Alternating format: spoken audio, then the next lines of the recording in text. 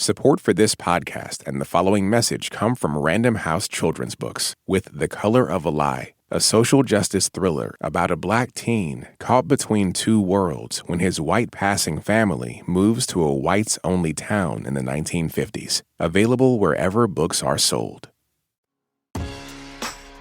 What's good, y'all? You are listening to Code Switch. I'm Gene Numby. And I'm B.A. Parker. And this week, we're revisiting a series we call Word Watch, where we go deep on a piece of language that is making our antenna twitch or is really sticking in our teeth. And so we figured we should turn our sights to felon. Felon.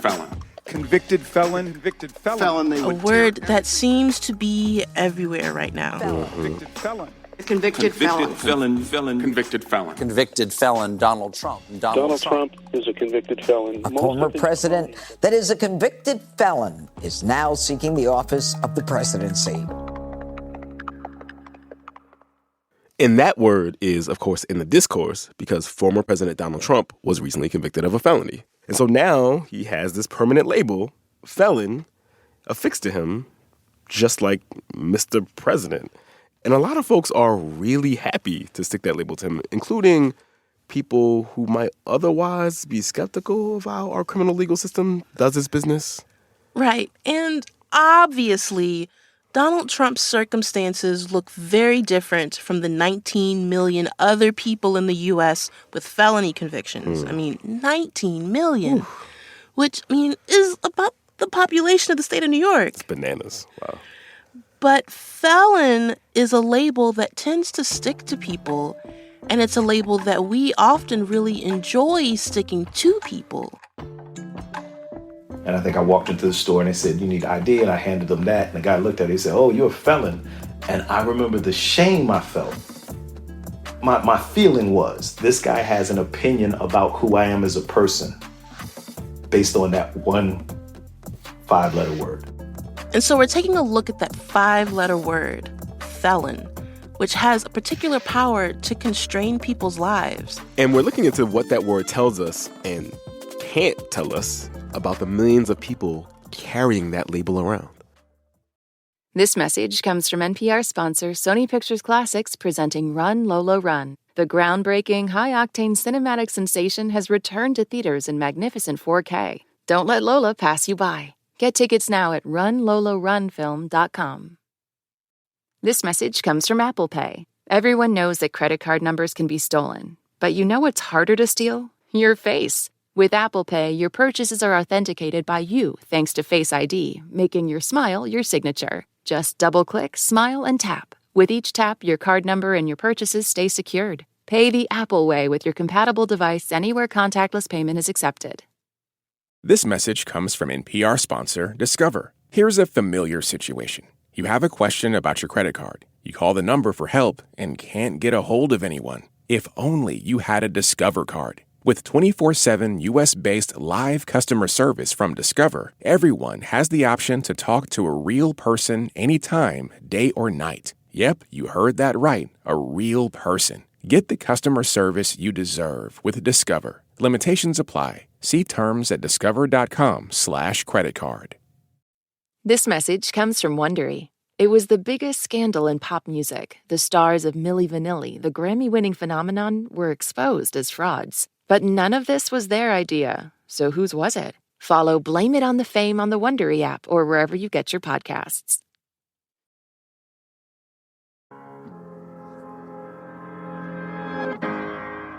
All right, y'all, we figured we should start off with a dude who has literally used felon in his public name. Arif Shahid is my given name. I perform under Felonious Monk all over the world as a stand-up comedian, actor, writer, fairly good dancer. Fairly good. My knees aren't what they used to be, but I still, I cut a little rug, smaller rug, Persian rug, prayer rug.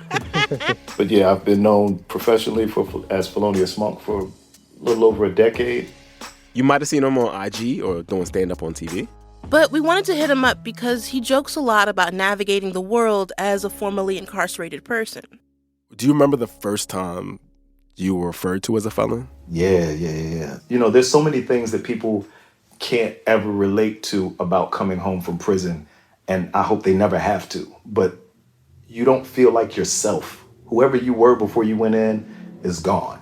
And I came home and I remember trying to cross the street and the cars were going so fast. And I can't tell you why the cars seemed to be going any faster other than I had not been on the road with a car in forever. But I remember going into a place and I didn't have my ID. All I had was my ID card from prison. And I had to use that. I think at the time I was still smoking cigarettes. And I think I walked into the store and they said, you need ID. And I handed them that. And the guy looked at it. He said, oh, you're a felon. And I remember the shame I felt because I would have much rather just gave this guy a state issued ID, got my cigarettes and went out and had been ashamed about the fact that I was smoking. But now my feeling was this guy has an opinion about who I am as a person based on that one 5-letter word. And when I came home and that guy looked at my ID, it struck me that I would never again be able to walk into a room as myself. I would always walk into a room as convicted felon. So Arif started performing under the name Felonious Monk when he'd been out for about a decade. He said a friend of his joked that he was a peaceful dude, a felon who wanted to be a monk. He's also joked, though, that he wasn't as peaceful as he seemed. He just knew that getting into fights would have landed him back in prison. So yeah, I leaned into it. So you can't use it against me. I think that was always the joke was I started doing that because Obama talked about doing coke in his book and he still became president. And I was like, well, if he could talk about doing coke, I could talk about selling it. And that's where we are. And so saying I was Felonious Monk made it easier for me to embrace that and not feel like I was hiding a part of myself. So that's the story of one person who came to this kind of begrudging acceptance of this label that he's carrying around. But we wanted to know why. What work is that label doing? What practical use is a word that includes everyone from Arif to El Chapo to Donald Trump? That is quite the spectrum. That's true. I don't think that actually the fact that someone's been convicted of a felony tells me anything about who they are. That voice you're hearing belongs to Josie Duffy Rice. I am a journalist and a writer primarily, and I focus on the criminal justice system. Josie is the former president of the Appeal and the host of the podcast Unreformed. In particular, I focus on prosecutors and police and prisons, but in general, I'm interested in the ways that this system influences other systems. Jean, you talked to Josie about the impact of the word felon. Let's get into it. So we're talking about the word felon, and I guess I should start with Donald Trump, who has now been convicted of a felony. As somebody who has been trying to get people to think about, our criminal legal system, I imagine in a moment like this, a lot of people who might otherwise agree with you or be open to listening to you weren't really trying to hear about why calling somebody a felon is loaded, because they were celebrating the fact that Donald Trump was convicted. Yeah, definitely. I mean, one of the lessons of messaging and communication is you have to meet people where they are. Mm-hmm. And I did not spend a lot of time these past few weeks trying to remind people about why not to call someone a felon, because there was not a lot of space for people to hear that. And I understand that, right? At least in the immediate aftermath, the day of, I was like, let me just be quiet. So Donald Trump is hardly the median or modal person with a felony conviction in the U.S. And I wanted to talk to you about that. Right. What can you tell us about how the material realities of this conviction might look different for him than it does for the millions of other people who are convicted of felonies? Oh, drastically different. I mean, what we often see for people who have been convicted of a felony is they can't get a job, they can't get housing, they fall behind kind of on every facet of their life, whether it's paying child support or paying their bills or, becoming kind of part of civic society. And that goes back to they can't vote, right? So there is a sort of societal death that happens to many people convicted of a felony. Not everybody, but many people. Mm-hmm. And that's not going to happen to Donald Trump. right? He's not going to feel like he is suddenly on the outside looking in to the rest of people in a society who have the legal right to participate in the American experiment, right? He's not going to be left out of that. Right. He's going to raise $70 million after being... He's going to raise $70 million. Right, exactly. after being convicted of a crime. And that, I mean, to your point, what you just said made me think, there's this other element to this, which is like being convicted of a felony makes you kind of a pariah, right? People are less likely to give you money, not more. People are likely to categorize you as being a bad person, right? For most people, you kind of have to go above and beyond for the rest of your life to prove that you are not, the worst of the worst. And Donald Trump doesn't have to do that. In fact, he's benefiting from this other dynamic, which is that the fact that he's been convicted, he has a lot of supporters who think that that is evidence of him being the best, right? And that doesn't usually happen ever. I'm trying to think of other examples, and I kind of can't. Yeah, right. Also, obviously, yes, Donald Trump is like a very singular figure in American life in so many ways. For instance, the ways that most people get felonies in this country is they take plea deals. Right. And they take deals because, somebody throws a book at them. And they say, all right, we have like 10 charges against you. And so you got to kind of do this weird calculus. Right. If you're a defendant, like, well, can I beat all 10 of these charges? Right? The math is really bad. It's really against you. The math is really bad. Absolutely. That is the secret to the system, right? And the truth is that we really do think of at least the charging part, the like, what were you charged with part of the criminal legal system as being kind of a science. It is not. And it is not even an art. It is a ball of chaos. And, we have an incredibly inflated criminal code where basically, like, I probably can't find a, statute that is going to let me arrest you for brushing your teeth, right? But there are plenty of behaviors that happen in everybody's life where if they wanted to convict you of something, they probably could. I was just talking to someone the other day who said their child forged their signature on like a school trip or something. A school trip form, and they're a criminal lawyer, and they're like, that could be a charge. And I'm like, yeah, that's a problem. That is like a sign of a problem. That it basically, the criminal code is massive, it's bloated, and it's that way on purpose, right? It gives prosecutors a tool to punish people in various ways for various behaviors, and it's usually used as an incentive to essentially ensure that people will take a plea deal because going to trial is expensive, and it takes a lot out of prosecutors, and they would much rather you plead guilty. If you plead guilty, you can appeal, and then your case is over, and we move on. But in general, prosecutors, the entire system is very invested in a good guys versus bad guys perception of society and of people, because that is where they thrive. It gets much messier when you have to grapple with the idea that people who have been convicted of a felony are also people. And this image we have of people being convicted by a jury of their peers is mostly from TV and movies, because in real life, about 95% of all cases end in plea deals on the state level. At the federal level, that number jumps to 98%, right? So almost nobody ever goes to trial, which is another way that Trump is an outlier among people convicted of felonies.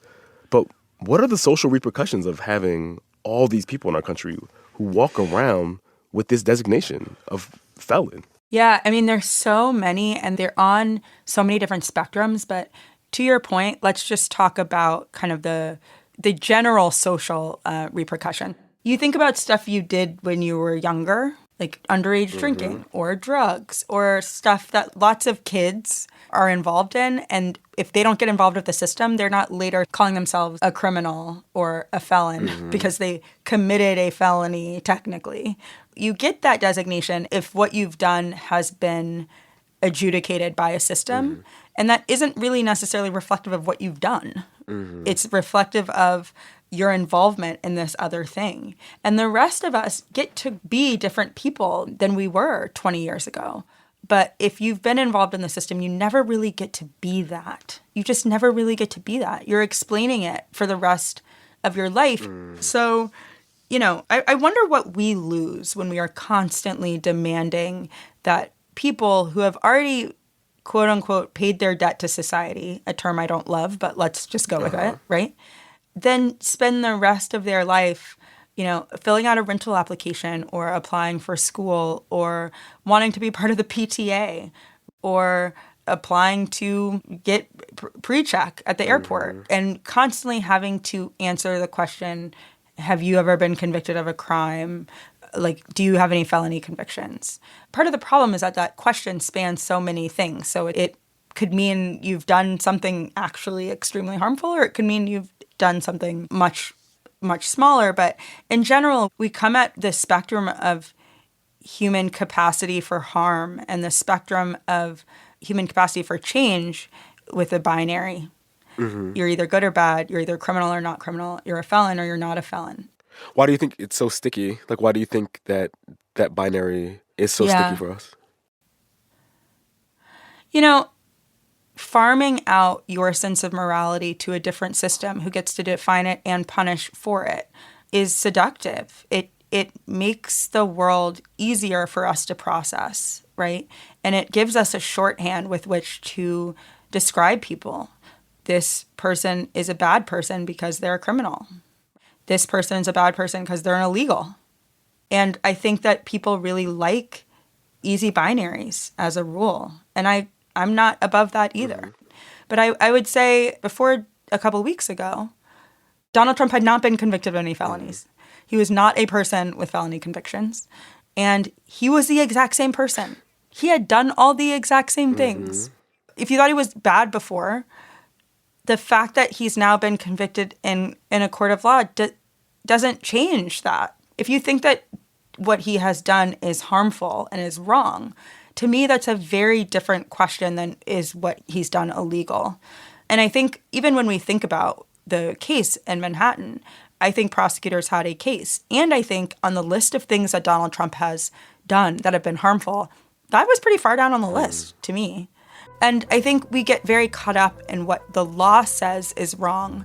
And we sometimes let it override what we know is wrong, right?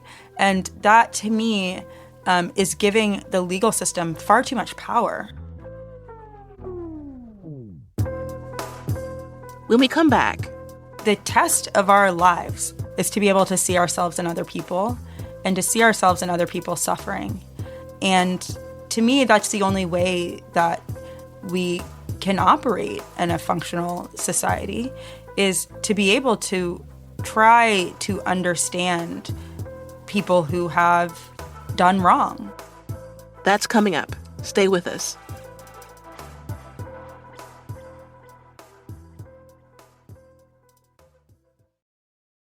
Support for NPR and the following message come from Betterment, the automated investing and savings app. CEO Sarah Levy shares how cash can be part of a balanced savings strategy for investors.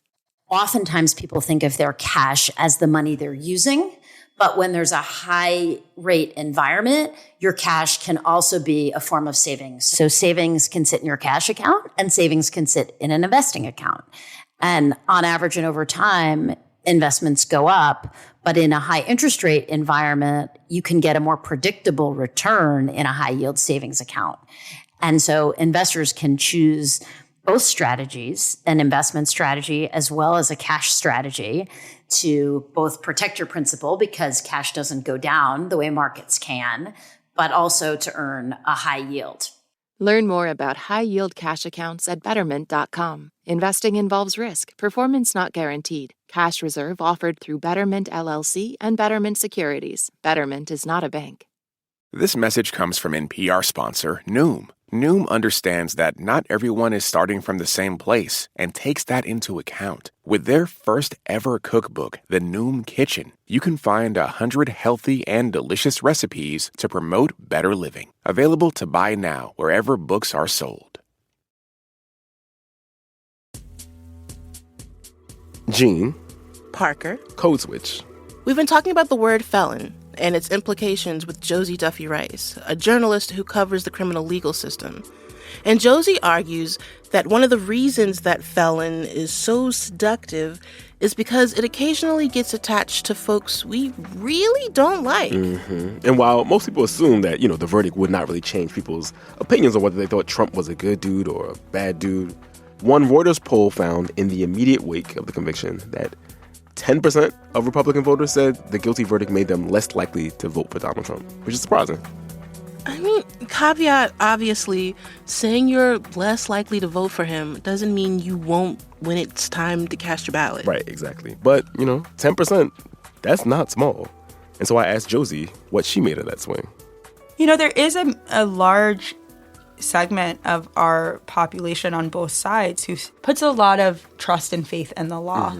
And, I don't know what your group chats were looking like after he was convicted, but my extended family group chat is just like, hallelujah, thank God, nobody's above the law. And I remember this too after the Ahmaud Arbery convictions, which happened over Thanksgiving when I was with my family. Like, there is a real kind of solace and relief found in the idea that the legal system has convicted someone that we find despicable. And there is a kind of schadenfreude, which I get when they convict someone who has been thought to be above the law, right? Who has said I could go in the middle of Fifth Avenue and shoot someone and I wouldn't lose a single vote. And so I think that that exists on the right as well, that there are some people who think, well, the legal system ultimately determines who's right and wrong, and they have determined he's wrong, and so maybe he's wrong. So maybe that's the 10%. But I'm so curious as to, like, how was his behavior acceptable to you before these 12 strangers told you it shouldn't be? How were you justifying it? And I think in a lot of ways, that's a major way in which I find the system so insidious, is that it allows us to justify behavior that has not been adjudicated in a court of law, right? In a way that I think, again, farms our own kind of moral guidelines out to an arbitrary system. In all the ways that the trial for Ahmaud Arbery's murder and Donald Trump's trial for campaign finance violations are different, right?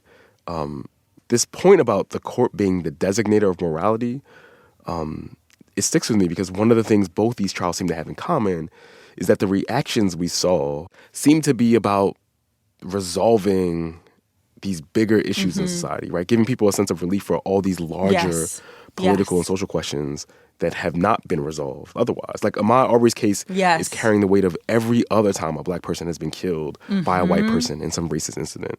And Donald Trump's conviction this month is sort of a proxy for a lot of people for all the other things that they feel like he should have been punished for. Right. And so it's almost like the specific charges at issue are there, but we're actually talking about something broader. Right. I think that's exactly right. And I think another kind of major difference, right, between Donald Trump and the rest of the country is that Donald Trump was the state.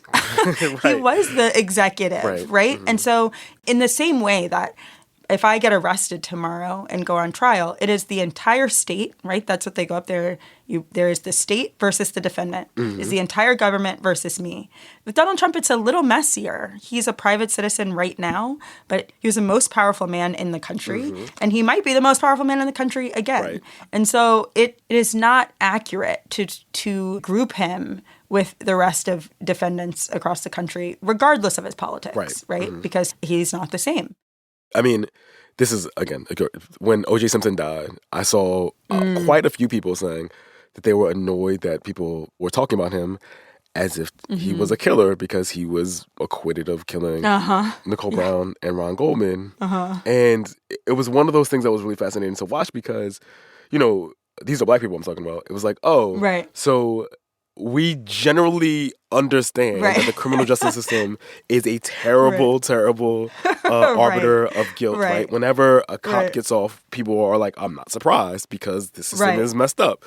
And so in this case, people are like, well, this is what the system determines. So obviously, right, like we can't come to any other. I just think it sort of underlines or illustrates your point about the ways that people sort of can like, oh, well, the criminal justice system has done a really good job adjudicating culpability in this case because it came out with an outcome that I like for whatever reason.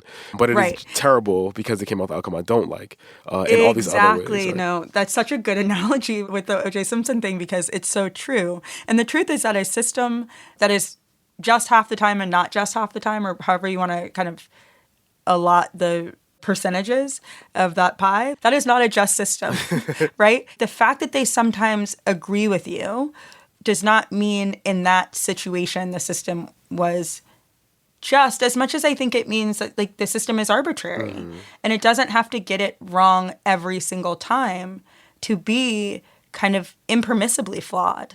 Our system is not always capable of holding people accurately accountable for their harm. It's rarely capable of that.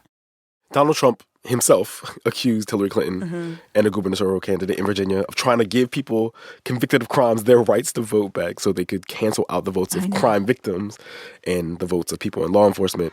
They are letting people vote in your Virginia election that should not be allowed to vote.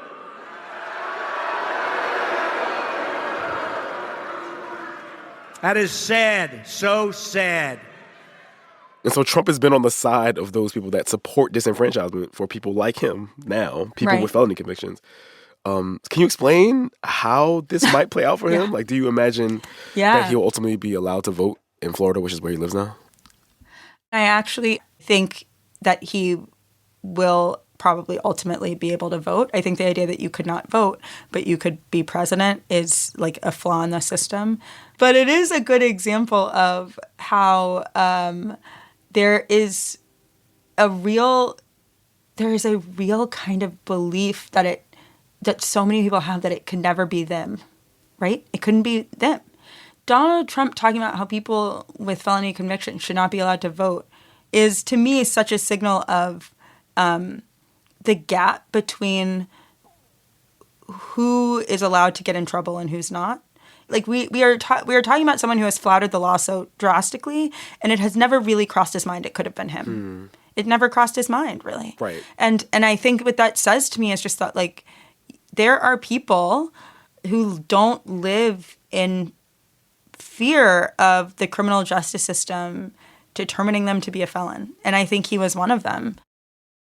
Is this idea that you will never be on the business end of that policing and that prosecution, right? It's like, because the people who are stopped are intrinsically and obviously criminal, right? And I am not that, so why would I ever have to worry about the cops stopping me? Exactly. I mean, like, the example I think about with that all the time is sometimes you see police chiefs or cops or sheriffs or prosecutors' kids get in trouble.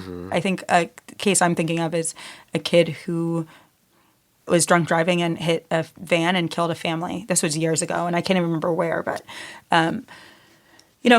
killed people in the car. And all of a sudden, the tone of his father changed, right? It was not like this kid is incorrigible, is, unfixable and should go to prison for the rest of their life. They were old enough to know what's wrong. It was, oh my God, it's my kid. He's a kid. He made a mistake, right? He did something. He made a mistake. He did something horrible. But he's a kid, and I see it now because it's me. I think that the test of our lives is to be able to see ourselves in other people and to see ourselves in other people's suffering. And to me, that's the only way that we can operate in a functional society, is to be able to try to understand people who have done wrong. I think the Donald Trump, the case he just got convicted in is kind of interesting because I don't think, I'm trying to say this without justifying anything he's ever done, but I understand I understand that to him it feels political. And what he is identifying is the arbitrary nature of what it means to be prosecuted. Absolutely. You made the point that this category of crimes we call felonies is so large as to be essentially meaningless. Like, something might be a misdemeanor in one place, there might be a felony somewhere a couple miles away. People who have felonies include people who have never spent a moment behind bars and people who are serving consecutive life sentences in supermax prisons. Like, Josie, is there any utility in the word felon? Like, do we need a different word altogether? Or I don't think there's any utility in the word felon. I don't think there's any utility in it. I think with more specifics about what that felony is, it might tell me something about someone. I think in general, what I'm interested in is identifying people with people-first language. Even to say, and it doesn't feel like a major thing, but to describe someone as a person who's been convicted of a felony versus a felon is to say that they are a person that has dealt with this thing. That's like 7 words versus 1, right? But that's because they are more than this one thing. It's more complicated language because people are more complicated. And like we said, there are 19 million people marked by this label. So we wanted to circle back to Arif Shahid. He's the comedian we heard from before who is known as Felonious Monk. I've been home 26 years. I did a show in 2017 in Washington, D.C. Did a great show. The previews were great. It was the most draining experience in my life because I had to tell the truth about myself. But the Washington Post did an article, and I remember they didn't just review the show. They came out and they talked to me. And I thought they asked really good questions. And then the headline said, former drug dealer wants to say more than sorry. And it hit me that as a father of 2, Emmy-nominated, TV show, movie, theater, stand-up comedy tours, no, former drug dealer. We asked Arif what we should do about this word. I think if we're going to use felon to say none of you get opportunities until you've proven yourself, sure. But that's not how it's used, right? That's not how it's used when a guy from Stanford can sexually assault a woman behind a trash can and only do 6 months because the judge says, I'm trying to protect your future.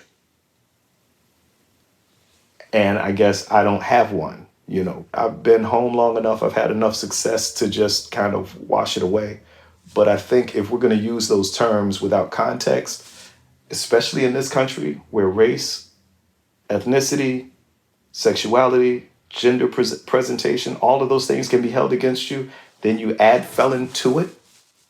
I think we need to, you know, especially in our community, I'm a convicted felon, ex-felon. I think it's time to put it away. I've had this conversation with my manager a lot, that I just don't want to be known as Felonious Monk anymore, simply because I think people are using it for the wrong way. It's like Dave Chappelle's, I think they're laughing at the wrong part of the joke. And that's kind of how I'm feeling now. It's like, all right, I don't want to be associated with Donald Trump. He's a felon. Ugh. Wait, so you're thinking about changing your name? Yeah, I think about just using my real name. It's a beautiful name. I have a good name. You know, it's not like Arif Shahid is a bad name. It's not like it's forgettable. It's just, I thought Felonious Monk was funny. I thought it was a tongue-in-cheek kind of thing. You know, using that word, I've reclaimed it. I've given it the power that I felt like it should have. But there comes a time where it's out of your control.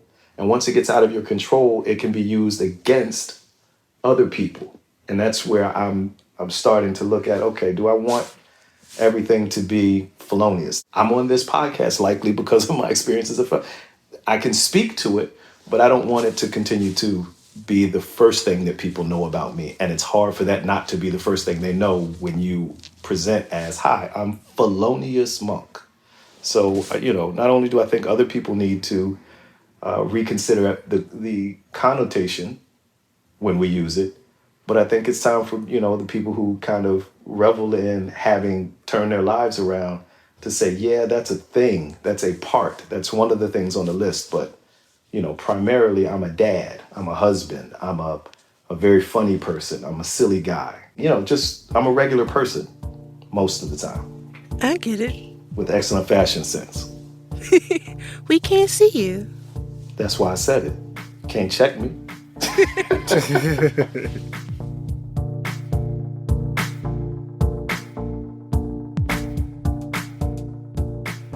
So, Gene, has it changed your mind about the word felon? I mean, Parker, you know, listening to both Arif and Josie reminded me of how, like in our other word watch conversation, sometimes the issue with whatever language we're talking about is that the language in question is just not specific enough. You know what I mean? Right. Like, when y'all talked about the acronym BIPOC and how it flattens a bunch of different populations into one big category, like perhaps too big of a category to be practically useful. Exactly. And that seems to be a big part of what's going on with felon, right? Like, I'm not saying that people should not be held accountable for the harm they've done, but we had this word that only tells us in the broadest and vaguest possible way that this person has been determined by the criminal justice system to have transgressed in some way. Like weed possession, spree shooter, they're all in the same category. Right. And you don't know from the word felon what accountability should look like relative to the transgression. Exactly. Just like there's, just punishment, right? We just know that this person should be punished. And like leave Trump aside. He's been able to shrug off like so many labels, right? Like, why would felon be any different for him? Also, he's probably going to be able to vote. He's probably not going to go to prison on these charges, But for some, the kind of moral satisfaction that comes with getting to refer to him like, in the hugest of quotation marks, lowly common criminal, even if no other consequences come his way, that's also what gives felon its sting and stickiness for the millions of other people we call that. Yeah. So maybe we should be more mindful of how and when we're using it.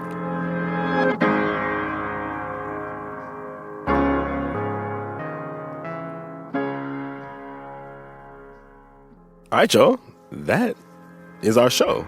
You can follow us on Instagram at NPR Code Switch, all one word. If that's more your thing, ours is codeswitch@npr.org. And subscribe to the podcast on the NPR app or wherever you get your podcasts. You can also subscribe to our newsletter by going to npr.org/codeswitch newsletter. And another way to support our work here is to sign up for Code Switch Plus. It's small, but really makes a difference for us, and you get to listen to every Code Switch episode without any ads. Check it out at plus.npr.org/codeswitch. And thanks to everyone who's already signed up. This episode was produced by Christina Kalla. It was edited by Courtney Stein. Our engineer was Josh Newell. And we'd be remiss if we did not shout out the rest of the Code Switch Massive. That's Xavier Lopez, Jess Kung, Leah Danella, Dalia Mortada, Verilyn Williams, and Laura Dizadaga. As for me, I'm Gene Demby. I'm B.A. Parker. Hydrate. Be easy, yo. This message comes from NPR sponsor Vuori. Jump into a new perspective on performance apparel. Vuori makes products that stand the test of time and hope to inspire others to live vibrant, healthy lives, empowering your best life in clothing that can be worn for just about any activity from running to yoga. Visit Vuori.com/NPR to receive 20% off your first purchase and enjoy free shipping on any U.S. orders over $75. Discover the versatility of Vuori clothing. Support for NPR and the following message come from IXL Online. Is your child asking questions on their homework you don't feel equipped to answer? IXL Learning uses advanced algorithms to give the right help to each kid, no matter the age or personality. One subscription gets you everything. One site for all the kids in your home, pre-K to 12th grade. Make an impact on your child's learning. Get IXL now. And NPR listeners can get an exclusive 20% off IXL membership when they sign up today at IXL.com/NPR. When voters talk during an election season, we listen. We ask questions, we follow up, and we bring you along to hear what we learned. Get closer to the issues, the people, and your vote at the NPR Elections Hub. Visit npr.org/elections.